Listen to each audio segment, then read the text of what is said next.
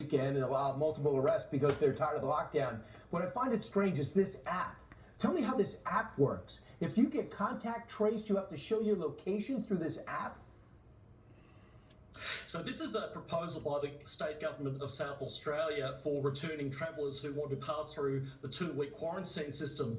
Basically how it would work is if you are quarantining at home and you are supposed to be at home for 2 weeks under house arrest, you'll get a prompt from this app. You'll have to take a photo of yourself in the location you're supposed to be in, and if you don't do that within 15 minutes, the police can show up at your door. But this is just the tip of the iceberg, Brian. This is from the same state government that recently rounded up people and put them into quarantine hotels, not because they were actually sick, but because they visited a venue that a sick person happened to go to, a winery in South Australia, where, by the way, they have had extremely few coronavirus cases.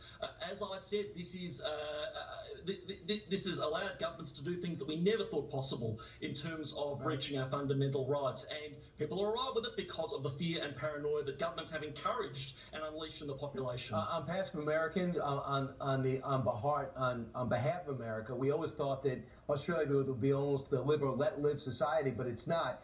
You can only leave your house for 2 hours to shop and exercise. The curfew is from 9 to 5.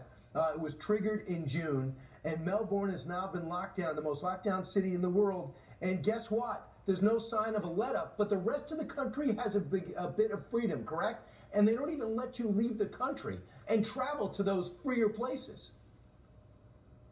Correct. Well, not only do they not let you leave the country, not just if you're an Australian citizen, but if you're a permanent resident of Australia who has a citizenship to another country, you cannot go home, which in any other situation would trigger a diplomatic incident. But this today was reported that Australian troops who have been deployed to Afghanistan are having trouble getting back into Australia. They're stranded in Dubai now because the government of the state of Queensland will not give them an exemption for quarantine requirements. So Australians who have been sent in uniform to defend this country cannot return to it, Brian. And the story is mostly unelected bureaucrats, not elected politicians making these decisions, which makes it all so scary. Gideon, thanks so much.